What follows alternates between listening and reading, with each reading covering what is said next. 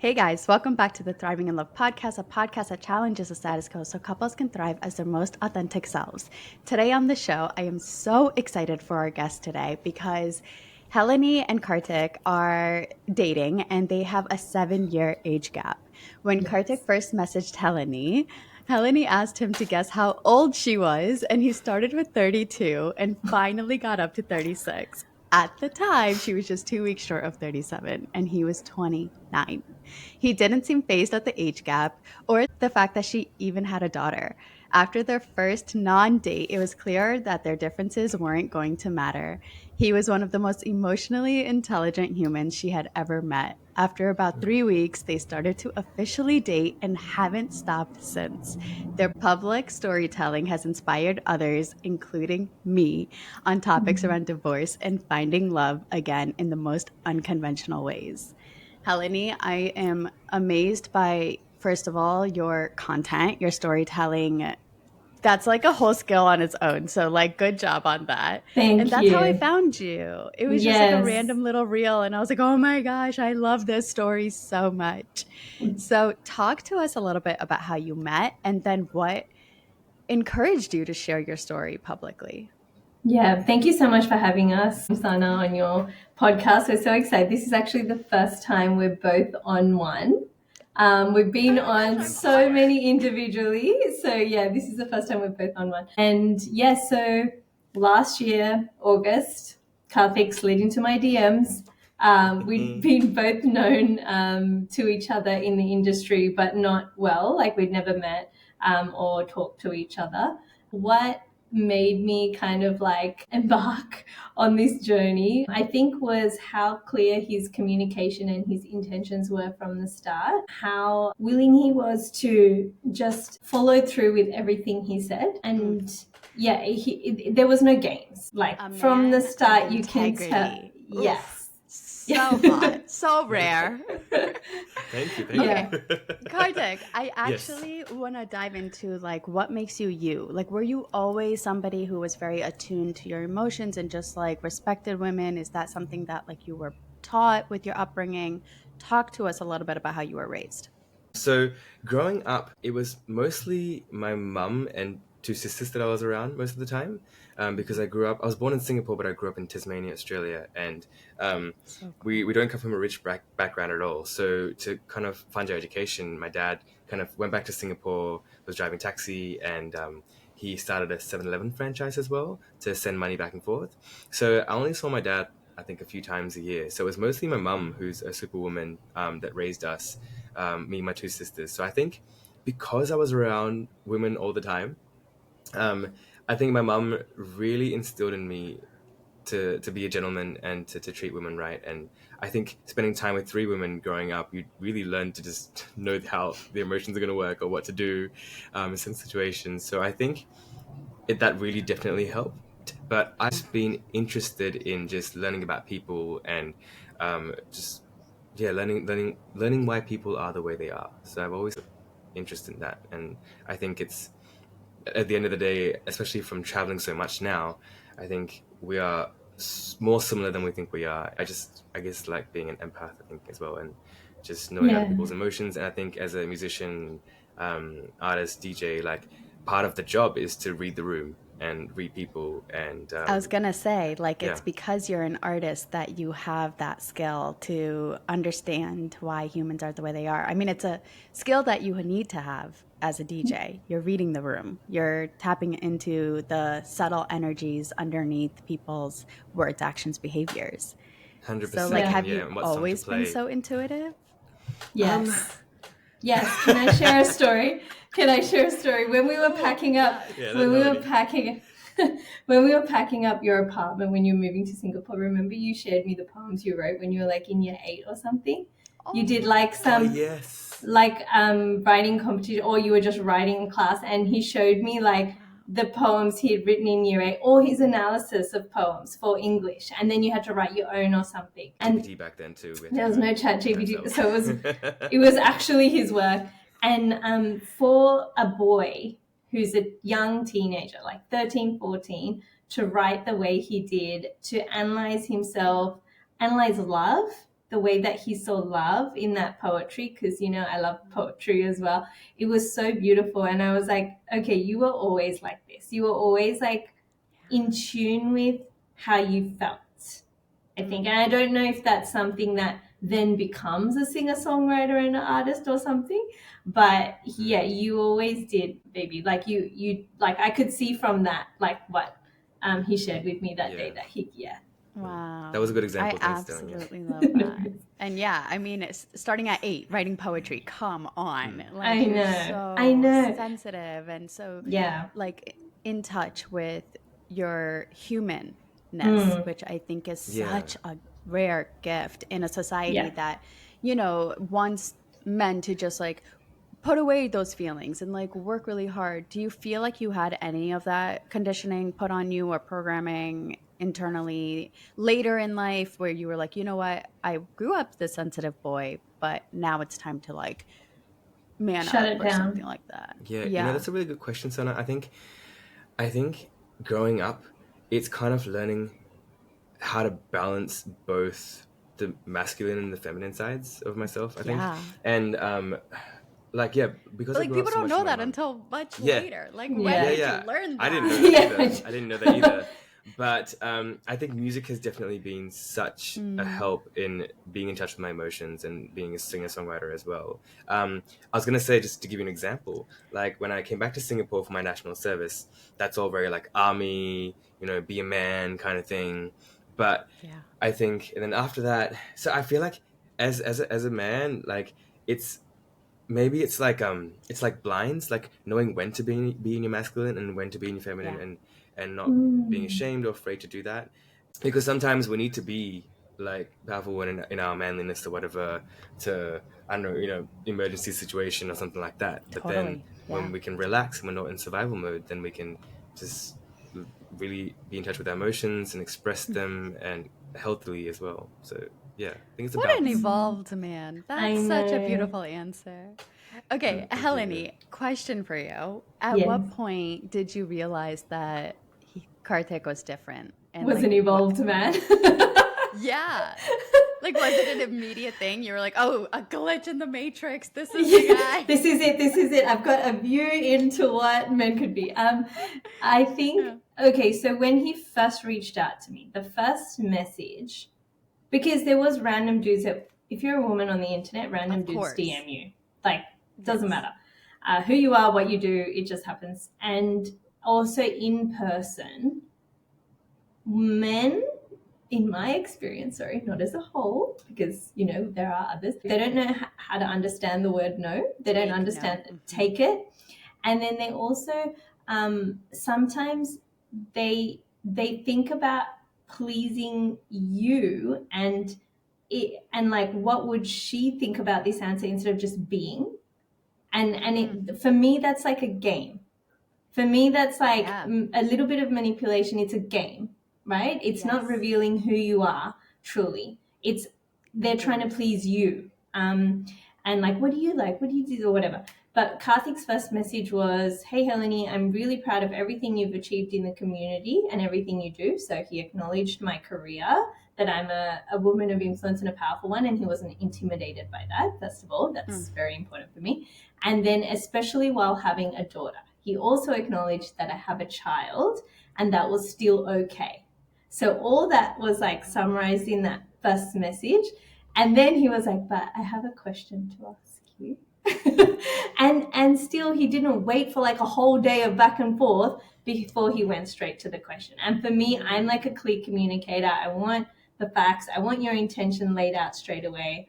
So I could see, yes, he's acknowledged everything I am, and yes, he's also interested. But he'd already, before this, messaged one of my close friends that he knew as well, and was like, hey, do you know this girl well? She's gorgeous. Is she a good person? And he had already sent this to me. So I already knew he was interested. But yeah, so from that first interaction, I knew that now looking back, I'm like, he made me feel safe. And then the next thing was that when I told him my age, that didn't matter. And then I was like, look, he was very open in like, at that time, he was like, I'm moving to Singapore, so I'm not looking for anything serious. Very open. It was meant to be casual. Me and my husband too. We're still casual 10 years later. Casually 10 years later. Yeah. And then I was like, well, I don't want casual because I don't have time for casual. And then he was like, good answer. I don't have time for casual. I've got a daughter and stuff. Okay. And then he was like, okay, that's fine. And I said, but I'm happy to catch up as friends because I was going around meeting people in the industry at that time. And then he was like, okay, cool. When are you free? He made the plan straight away. He was like, I'm free Wednesday, Thursday, Friday, blah, blah, blah, blah, blah. And he made the plan straight away. I was like, this guy takes action. I also do that. Exactly the same thing. I'm like, make a plan, action it. So that was also like the next green flag. Then when we caught up, I could tell he was very emotionally aware. He like was looking at me like he was reading me. He would just dart between my eyes and he was trying to like read everything and understand. Like that's when like, you know, that he's not anywhere else with the fairies or like has a different agenda. He's just there focused and Okay, but for somebody who wanted something casual, Kartik. Yes, this is what I'm saying. I know. You were like in her soul. Like, what's that about? Yes, what go tell me what. I fell in love with a MILF.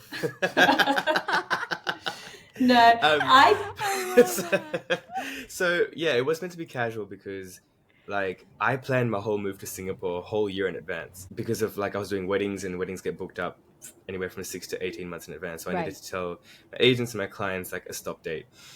So yeah, I was really honest with her. I was just like, I'm only looking for something casual, and she was so happy to meet as friends. And then that first date, we talked for like 7 hours. Did that offend you at all? No, it's fine. That like she was like, no, I don't want anything serious. I just want to be friends. And did that like? This is a good question because I think if it wasn't, I think I was very careful as well because Helani and I were both in the wedding industry and the brown industry in Sydney, and people talk. So I had to be very careful with her. So I think maybe if it was someone else that I didn't like enough, I would have been like, I don't need any more friends. I've got plenty. But I think with Helani, I still wanted to meet her no matter what because I just really respected and valued her, even from the get-go. And yeah, so even the first date, we talked for like 7 hours. And it was just, and I took her to the arcade to play games as well, just to have something fun to do as well after lunch. And I never... a bit about me, I never go on lunch dates because that's usually like a friend date. It's usually at night. But even one of the questions to Helani was like, do you drink? And she was like, I don't drink. And I was like, okay, masala tea. I was like... Yeah, so flexible. And then I didn't even know she was vegetarian until we met. Because usually I'd ask, like, what are your dietaries? But because it was a friend date, I was like, it doesn't matter, it's fine. Because I thought before meeting Helani that, like, I don't know, I couldn't be with someone who like didn't drink or like didn't eat meat or all these things. But I think it just goes to show that like when you find the person like your soulmate, all that kind of trivial stuff kind of goes out the window because the values that aligning are way more important. So I don't think we need to continue this podcast anymore. I think we got the message out to the world. Done. But like the reason I'm so in love with that answer is because so I'm a matchmaker, right? I talk to women all the time and men all the time and ask them like, okay, what are you looking for? And it's always these like things, right? Like somebody who like can't drink or can drink, and they just want that person who, and I understand, right? I understand the lifestyle similarities are important sometimes. But what you just said is that when you meet your soulmate, none of that stuff matters anymore. Yeah. And like, how can you differentiate between, like, what was that feeling of like, ooh, this is not just a girl that I'm interested in or that I'm going to date or that I'm going to get to know. Like, this woman is somebody that I'm going to take seriously. And like, what was that feeling like? Yeah, I mean, Helani's definitely not like casual material, which is great because she's like wife material. And I think just talking to her and getting to know her, and realizing that we have so much in common, and even on the first date, she knows as well. Like I was trying to hold back. I didn't even like kiss her because I was trying to be really respectful too. And then it was not a date. It was not a date, so you couldn't. It was so a date. It was still a date in Kartik. We still call it the non-date date. Yeah, I know exactly. Everything's a date. And I think we just didn't stop talking since that first date, and it was just so easy. And we've talked about this before, where it feels like we've known each other from a past life, or it feels like we've known each other for such a long time. And I think when you have that feeling with someone, you don't want to let it go because it's so beautiful, and I think it's so rare. So even though I thought it was going to be casual, I was like, whoops, I accidentally met the love of my life and fell in love with her. So yeah, it's just happened. It was like, it's so cliche when people are like, you'll find someone when you're not expecting it, and it's true. And it's true. I know. Yeah. Unfortunately, it's so true. And Yeah. when you know, that's another saying that a lot of people hate, but I also think it's true. Yeah, it's true. Now I understand what it means. Yeah. Yeah. I think Kartik he's more confident in like us, especially at the start, than I was. No offense, baby. But it's not because of him, it's because of my past and like trust and everything. And I said that to him when he first DM'd me. I said, look, here's the deal. I have trust issues. And his response was, yeah, I said it straight away. I was like, look, I'm not looking for anything casual in this because my past, and recently I'm adding DMs to that list. So like, don't go there kind of thing. And his next response was, how can I help? It wasn't, and I was like, I was just stumped. I was like, oh, he's not even trying to defend that, you know, he just accepted what I said. But because of my history with actually all my past relationships, Karthik's like, haha. I was like, it's cute. There's not been that many, but okay. It's true. It hasn't been that many, but all of them there's been a reason. All three of them. There's been a reason. There's been a reason to like not have like to be suspicious or like to not completely trust. And so, and also again with a daughter as well, I have a big responsibility of who I'm bringing into my life and our lives. So I was always like hesitant along the way to take the next step, but Karthik was always like the first to be like, you know, let's make this official, and I love you. And I knew he wanted to say I love you to me more before I was ready. I was like, do not say it till I'm ready. So I was like, stop, do not say it.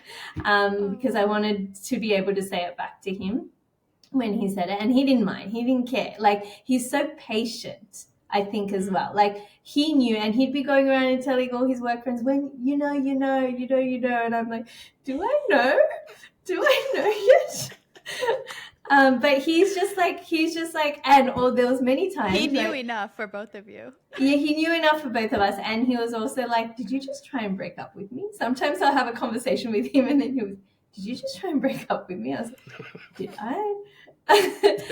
So yeah, he was just tell like me about very those times, because like naturally when women have a lot of like emotional baggage or these patterns that we bring into these new dynamics from our old partnerships, we do get a little scared, confused, and say things that aren't fully authentic. So like, what was that like for you in terms of having somebody who can see beyond the pattern and into the truth? I had to be very conscious as well to be aware of, okay, is this a pattern, and is it my past affecting my present, or am I genuinely, is this a red flag? And that was how like, do you do that work? How do you do that? So hard. It's hard, but the only way you know is consistency. Like, and from my past experience, I can tell like consistency is the key to something steady, and you know. So then over time you'll see as well. But my body is like, get out now, you know. And it was one example when we were catching the flight, baby, from Melbourne, and you were really tired. And when he's tired, he complains, and he's not complaining about me. He gets a little cranky, which everyone does when they're tired. Even I do as well. But for me, it was like, if he's complaining about life, he's complaining about me. That's what my brain is telling me from my past experience. And it was like, if someone's complaining about me, then they're not going to love me. They're going to treat me like they did before. And then I'm like, get out now, get out now, get out now, get out now. Wow. And then I thought about that for that whole hour on the flight because we were not next to each other. And then when we landed, I said it to you, right, baby? And then I said, you were tired. And then you said, oh, I wasn't conscious of that. It's not about you at all. It wasn't about you. And then I was like, oh, yes, it wasn't about me. None of it was about me. And then after that, like he heard, he listened, and then like he showed me so much love. Even though I was in the wrong, like he didn't try and defend himself or anything. He just like accepted. And then later we had a conversation about it. So at that time that we were panicking, like he just absorbed. So that was like one example. And yeah, there's just been many like that where I feel like I think the only word I can explain is with patience. Like he just treats it with patience. He wasn't defensive.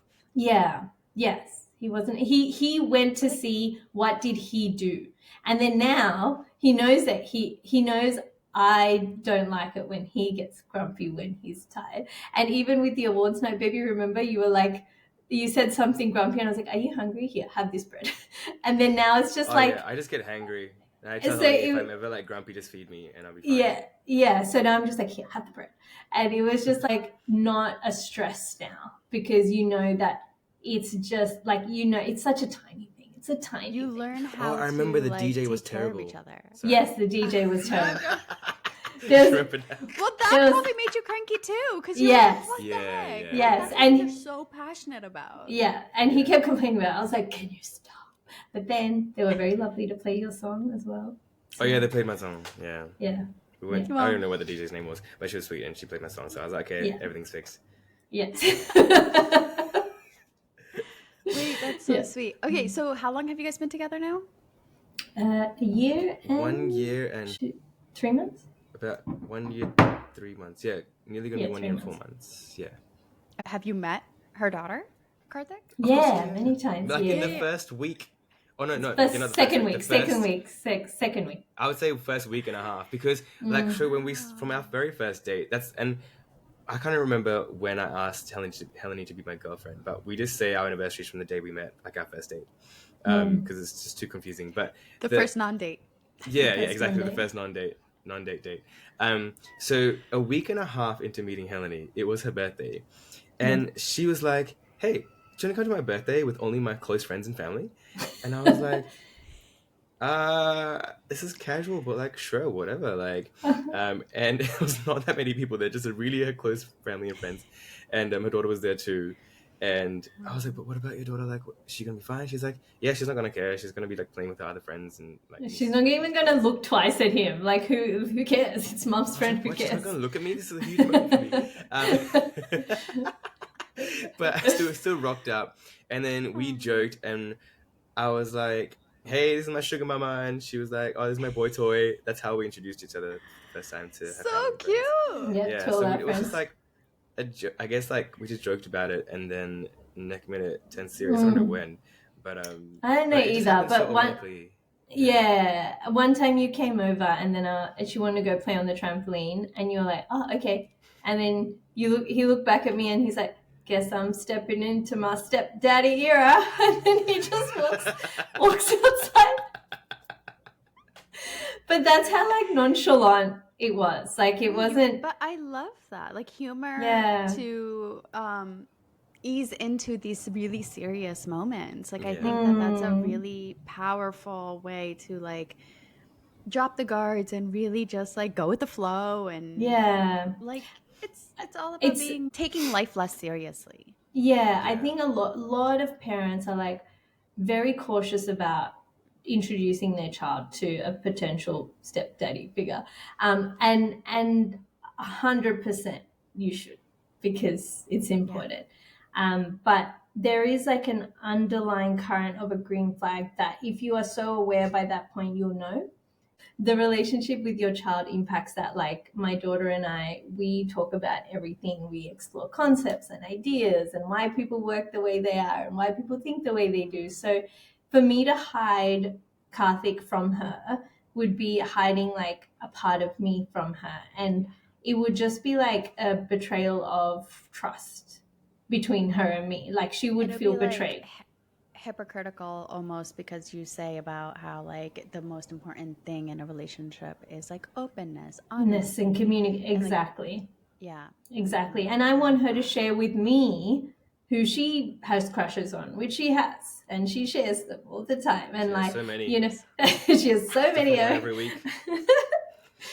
We love it. She's filtering She through what married she someone likes and today. doesn't like. Yeah, she got married to someone last week on the school playground. And I was like, what? You didn't invite me to your wedding? How rude. Yeah, And she was me like, too. Ami, it was pretend. Oh my God, But yeah, so without that, Ami. yeah, it was just pretend. Can you not understand the difference? But yeah, so I think, everyone has to take it with a grain of salt, but I believe in open communication, whether it's with your partner, whether it's with your children, and that breeds further open communication back to you. I think a lot of people don't communicate to their child, tell them what they're going through, tell them how they feel, and because they're scared of like how they'll process it or how they'll understand it. But actually kids need to know that what it's like to be a human, I believe, from such a young age, process emotion and know that no matter what emotion you process, you will be okay at the end of it. So sadness is okay. It's not scary. And that's what Kartik is like. If I'm feeling so sad or emotional or depressed, he's like, okay, that's okay. That's okay. We got it, you know? And that's what I want my daughter to grow up knowing as well. Like no emotion is scary. Nothing. And that she can handle anything, whether it's with herself or with someone else. I think that's so important for all of our listeners to take today, whether they have children or in their life in some capacity or have them on their own, that a lot of parents try to protect their children from heartbreak.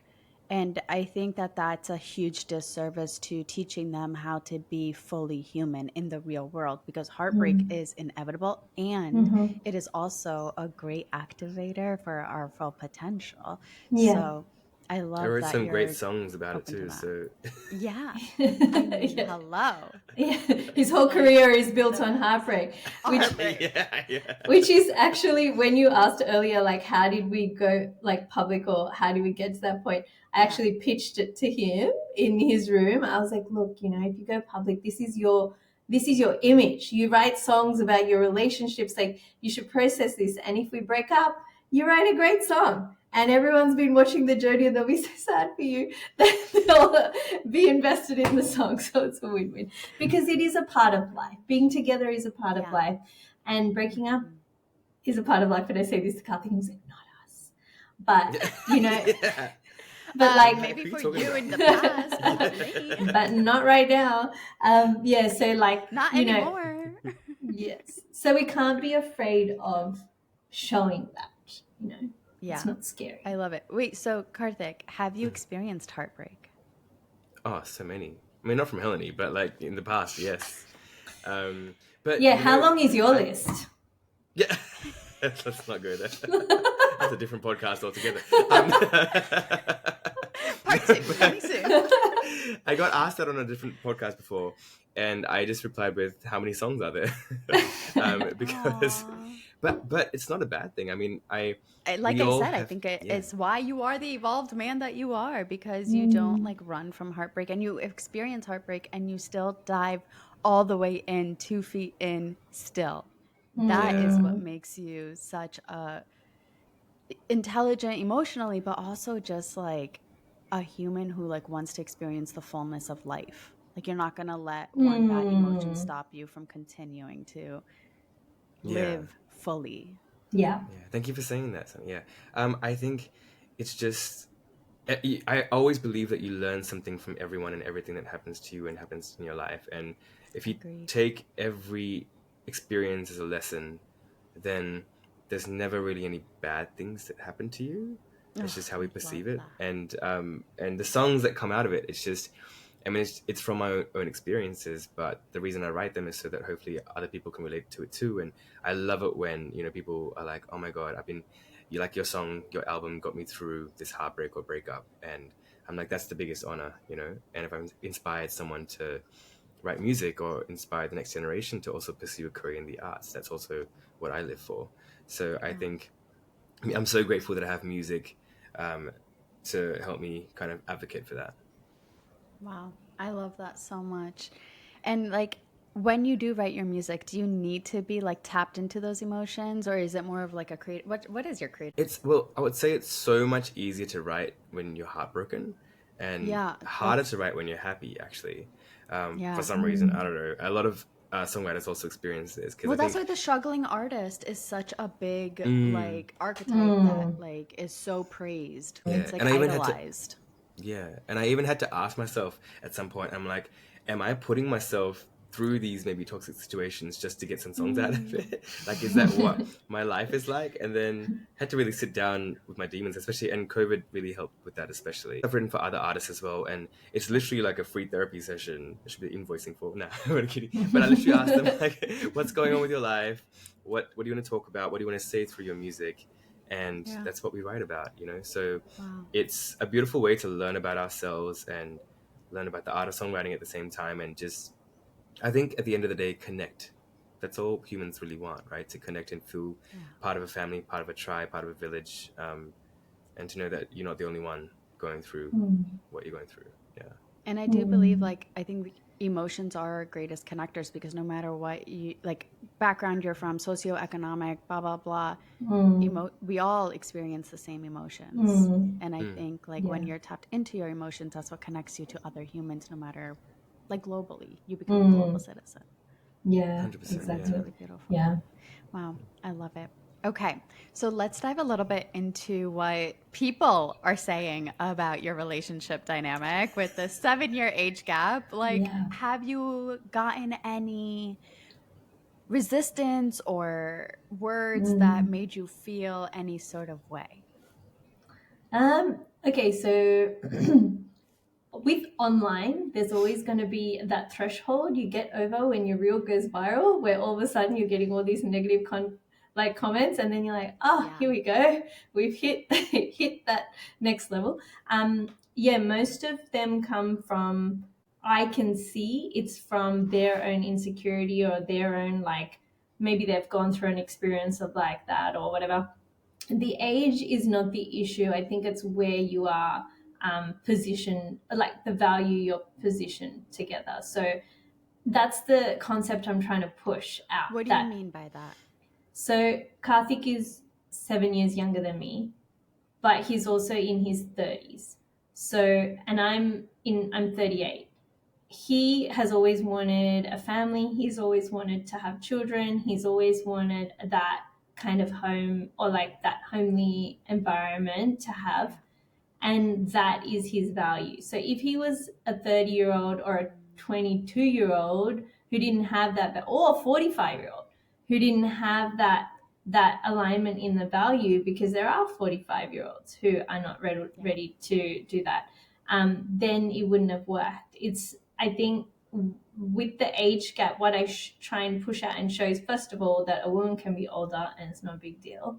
Also, that these younger guys, they are much more emotionally aware, because I think society, like when we were growing up and when the older men were growing up, like they put more of an emphasis in like keeping your like toxic masculinity instead of showing emotion and understanding them and appreciating it. So I think a lot of the younger men, especially the ones I work with as well, I can see there's a bit of resistance from a woman, like being able to even tell someone what to do in like a work setting.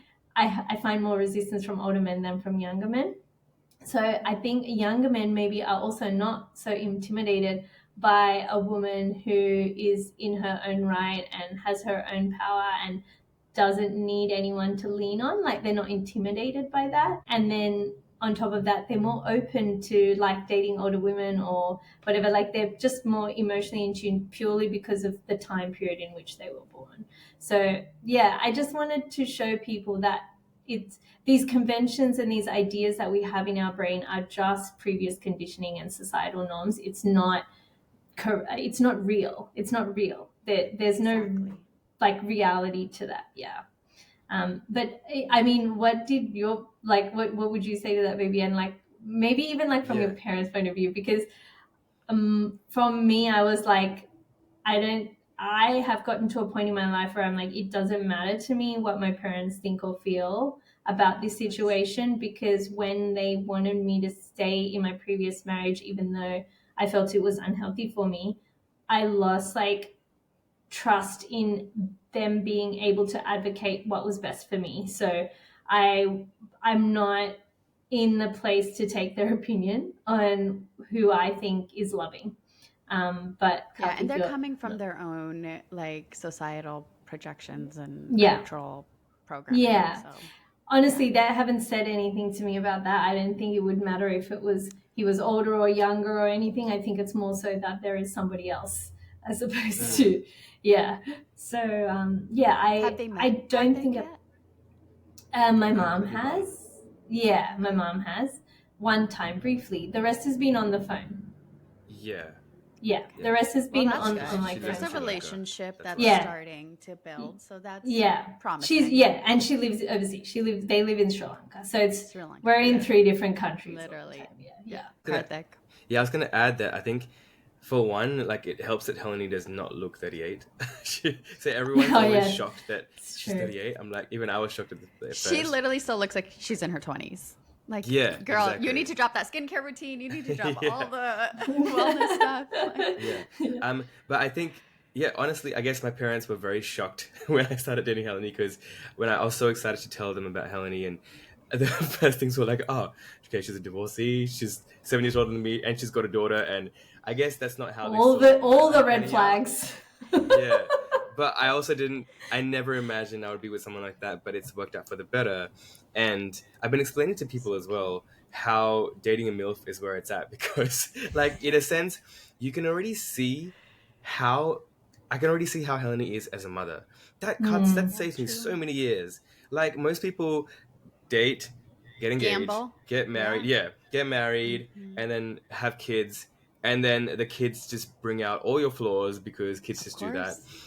And then they're like, oh, we're not meant for each other. And so many people just settle, and so many people just do what they think society wants them to do, you know? But in my sense, hence my podcast. And I think dating in your 30s is kind of cool because you've missed out on everyone that's like got married early, and like you're not getting leftovers, by the way, people that want to believe that. You're actually like skipping your first divorce statistically, which has already saved me so much time and money. Helani Exhibit A. So like you're getting people who want to try again and have the courage to try again.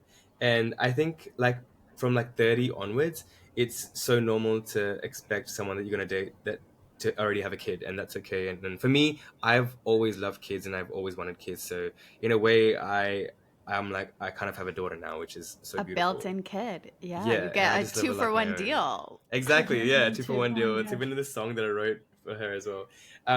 So yeah, definitely. I think my parents, when I first told them about the situation, they were like, "Are you sure? Is it okay?" And then once, my whole family's met Helani except my mum because just because she was traveling and stuff.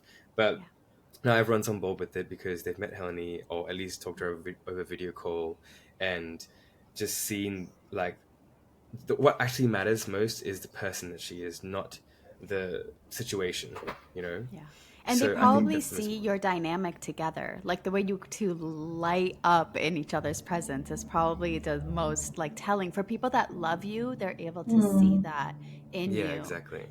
Like, what were your sisters? Because sisters can be really protective and really nasty sometimes. So, like, what did your sisters say? My sisters are definitely protective of me.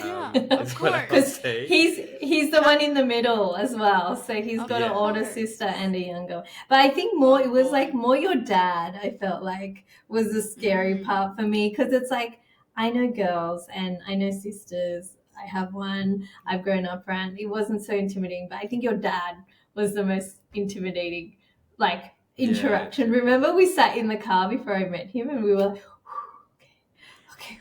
Do you remember? Doing breath work. Oh, yes. Yeah. Before your 30th?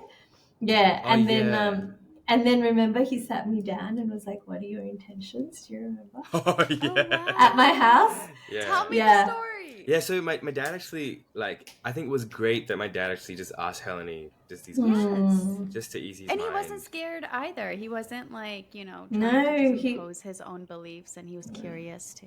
Yeah, which is Yeah, huge for my and dad. I'm actually really proud of him for, like, kind of being more yeah, modern and accepting Helani and accepting that this is what we live in now, and it's okay. You don't have to yeah. stick to what we believe. Yeah. I think it was after your 30th, and he said he saw how much I was involved and helped him. And like he could see that.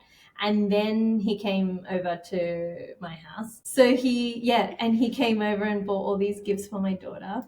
And at that so time, sweet. it was very sweet. Like his family have been very sweet, especially at the start when they were getting to know me. Like cautious, obviously, but sweet. Cautiously optimistic. Cautiously, like still, I think they were trying to see like who I was. And then that day we were just all sitting on the couch, and he was like, "So, what is the plan? Like, what are your intentions? Like, what do you see in this boy? You know, like, why would you like him?" No, that's not what he was asking. But he was just like, kind of like, what do you see in going in the future? And I said to him, like, I said, "Uncle, respectfully, I think for you've seen him as a son and you've seen him as a boy. And I saw from what we experienced that that's how you've seen him. But for me, I've seen Kartik as a man. I haven't seen him as a boy and a son." Oh, that is and such so a good answer. I said, so for me, like, up until this point, that is who I saw, the one who's responsible, the one who does all this. He's got his own house. He's been living by himself for 10 years, the way he treats people. And I was like, that's what keeps me here. And, you know, and I've like, we're going through divorce, wasn't finalized.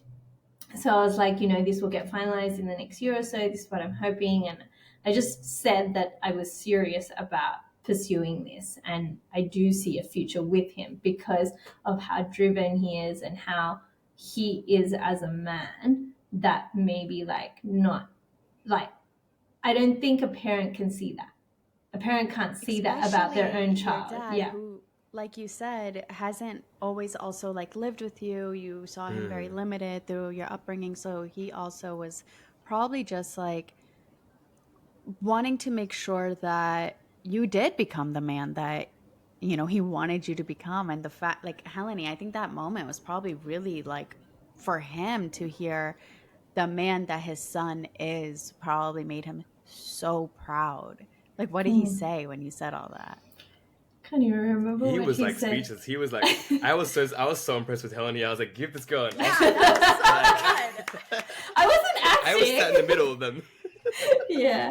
That was a really like, wow. good answer. Yeah. I think my dad was really happy. Yeah, and she was. Yeah. He was just like, But I think he was yeah. also just like really shocked at how good the answer was. And I was also very direct. I'm also very direct. Kartik is direct. I'm direct. Like, we're both direct in that way. There was also something your dad power said. Couple. You guys are both very powerful in your individual rights. So of course, together you guys are gonna do that. Thank you. There was something that he said to me when he started was that after I said that, I think he said, "I can see you're good. I can see you're a good mother, and I can see you're a good person because of how your daughter is."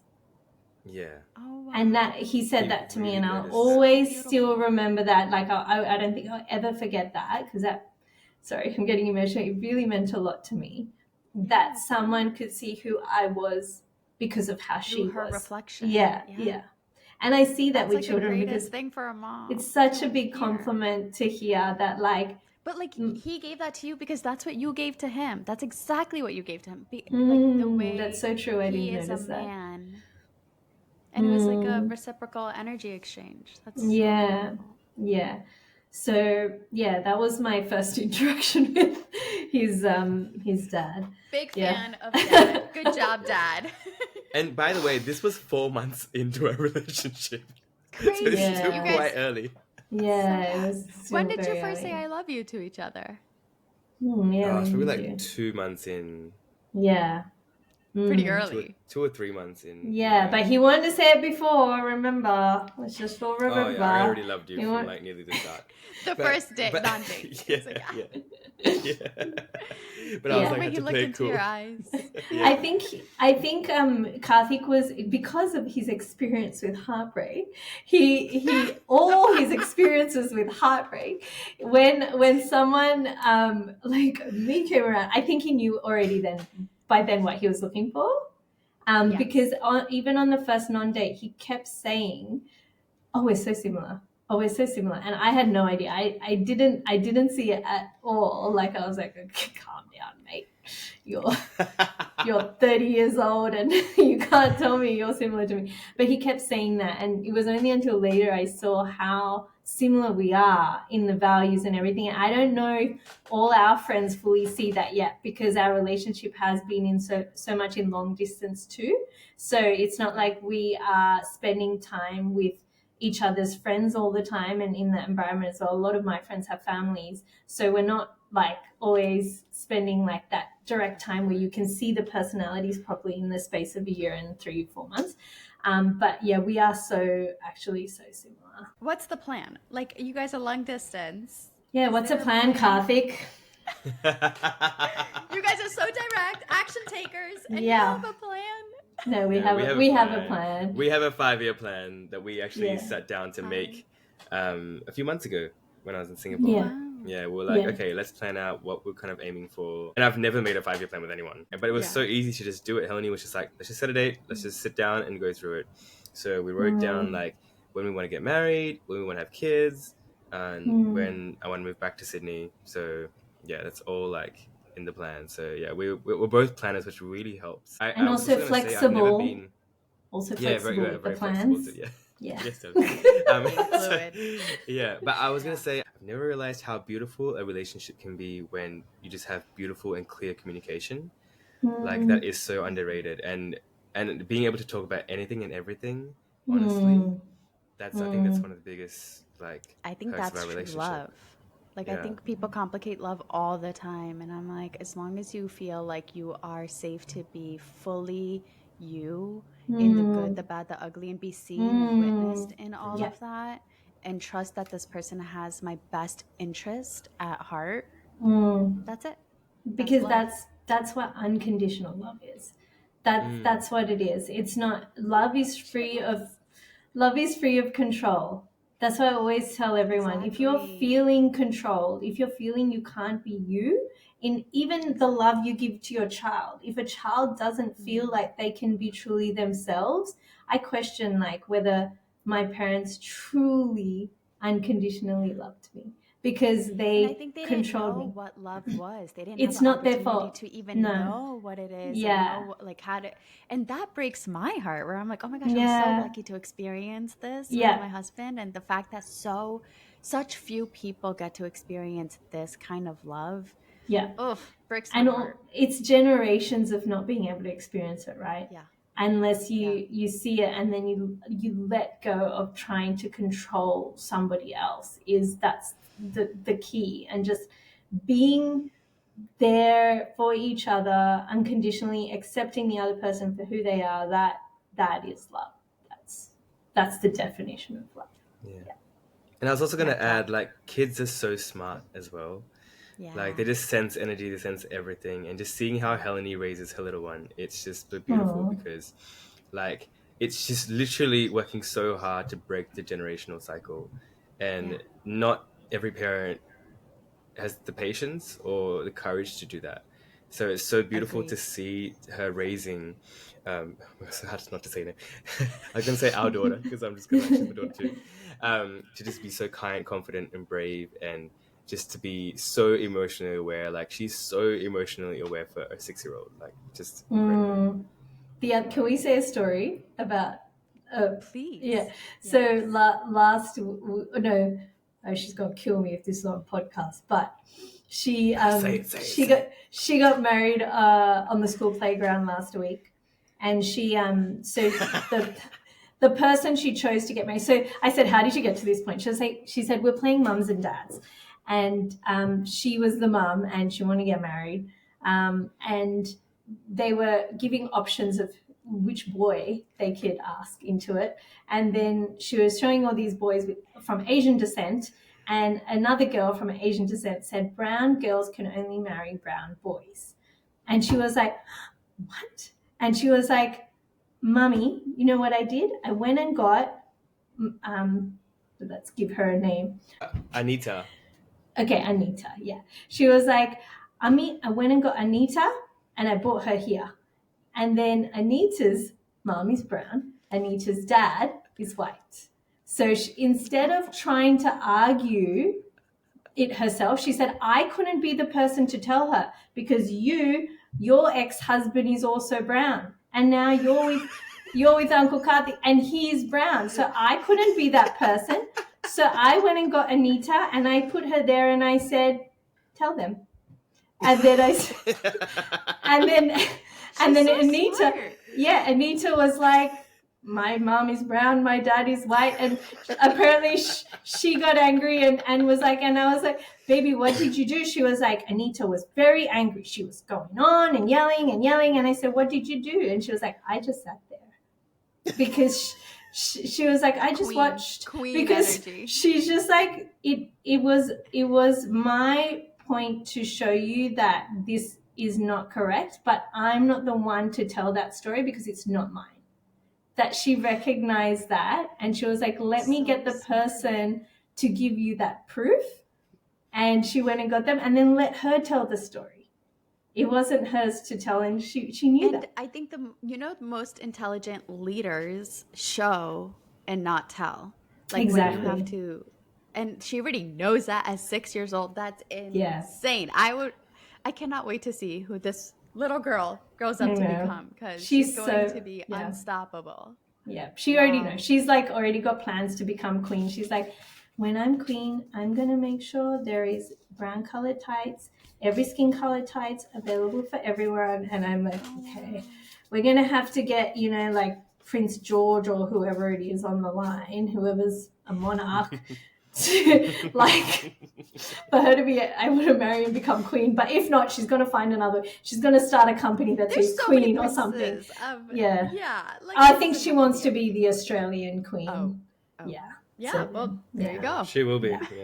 Yeah. We don't know how it will happen, but at that point she's gonna make it happen. She'll make it happen. You won't have to do anything. Yeah. That's true. What would you say is the biggest thing you learned about yourself while being in this relationship?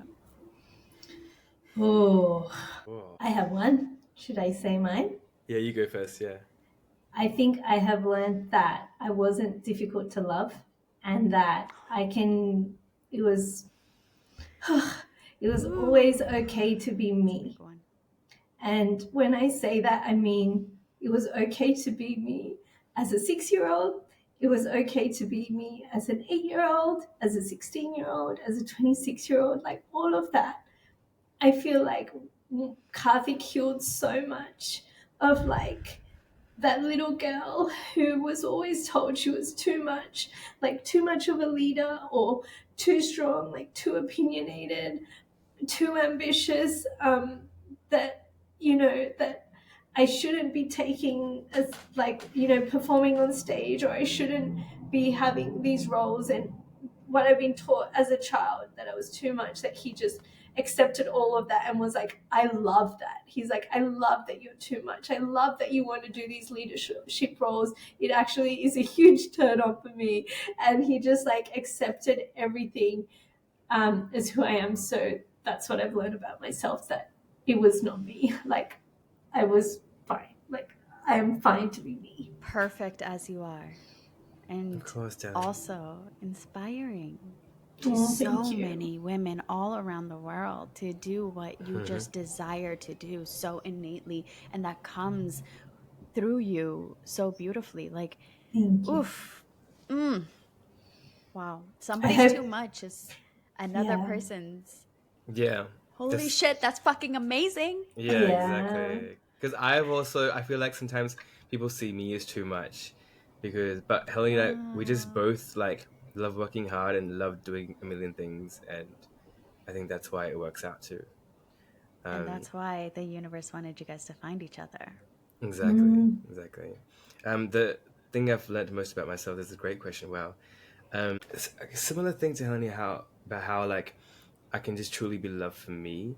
But I think the greatest thing about a relationship that I've learned is, it's a quote from Moulin Rouge as well. It's it goes, the greatest thing you'll ever learn in life is to love and be loved in return. And I'm so grateful that Helani has shown me that, because at the end of the day, that's what humans want, just to be loved and loved in return, just to love and be loved in return, and to be happy. And I'm so grateful that I have my soulmate by my side as I go through life, because it's so much, life is just so much better with her in it. And like it's, we're not made to be like independent creatures. Humans are not made to be solo creatures and do everything by ourselves. We're meant to be in a team. And I think the greatest thing Despite I've what learned Western is, cultures try to teach us and yeah, tell us, so yeah, capitalism can thrive through exactly, single yeah. humans.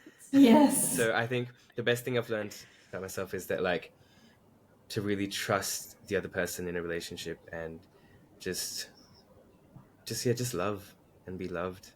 And letting yourself be loved is also something that people Hard. need to learn how to do, because you can say you want all these things, but if you don't know how to accept love, Yes. you'll just keep attracting the wrong people. So yeah. I cannot iterate how important that part is. Learning how to receive the love that you desire, Yeah. especially in this hyper independent world that we're in. I couldn't even let my husband carry grocery bags without being like, I can do it. I don't need your help. And like ending up in a Yes. 10-hour fight about it. Yes. Oof, we have come a Yes. long way. I love So that. grateful. Love that. Yeah. Well, guys, thank you so much for your story, your time, your vulnerability, and the absolute magic that is your love story. I'm Thank you. just so grateful. Thank you. Thank you Thank so you much so much for for having having us. us. Yeah. We've And enjoyed it. how- Yeah. Yay.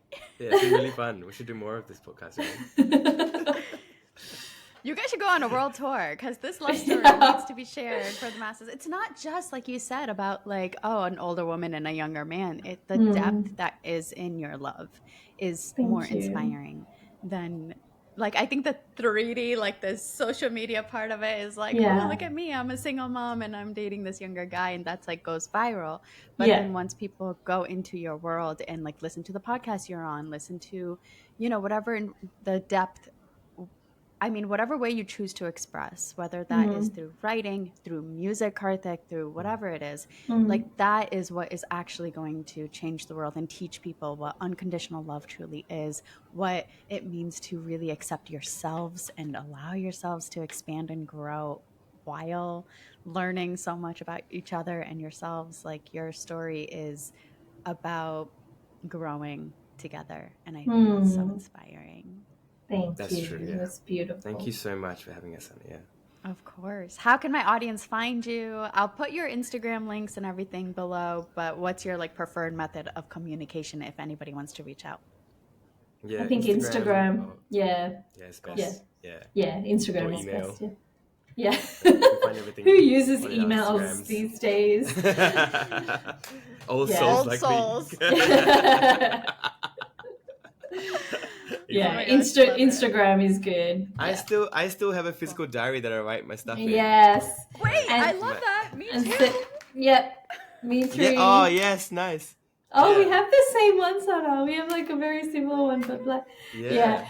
And I think Mine's that was also posted. black too, baby. One of Yeah. the green flags early on was that I saw Karthik write in his diary, and he has color coordinated pencils for different topics. I was like, why are you such a my green gosh, flag? So creative. I love Yeah. that. Oh. Well, guys, thank you again so much. Is there anything you want to share? Any like last minute things that are it's on your heart and you want to share with the audience? Baby? I was just gonna say, don't let society tell you what to do with your life. If it feels right, if you really love someone, just take the dive, take a chance on we. I'm quoting my song. Because life is too short. Life is too short to not do something you love and not be with the person you love and you're meant to be with. So, And if you you're do. yes, and if you're stuck in like where to go from here or how to find that person that is a soulmate, because people are like, how did you find them though? My biggest advice is you got to find yourself first. Like you got to fall in love with yourself first. There's got to be so much self-love for yourself that you will reject anyone who is not fitting into your power of love, and they're not giving you that kind of love. And then you're going to get rid of all the weeds that come your way, because you're not matching my energy of self-love. I can already give this to myself, so why would I have anything less? And then you will find a person that matches or gives beyond that to you when you're in that place. So always find yourself first, do the things you love, figure out what fills your cup up, so no one has to come try and fill it up for you. And don't settle, right? Don't settle. Do not settle. I love it. Yeah. Thank you guys again so much. And everybody else, check out their Instagrams. Their content is incredible. It's how I found them. And check out Kartik's music, because I'm going to be playing that on repeat. Is it on Spotify? Can we find it? Spotify, yes. YouTube, Apple Music, everywhere you listen to music. All right, we'll put that down below as well, so we can all learn about heartbreak and love and all. Yes. And listen to this podcast. Hopefully they're already listening. Yeah, true. Listen to all the other ones. Yes.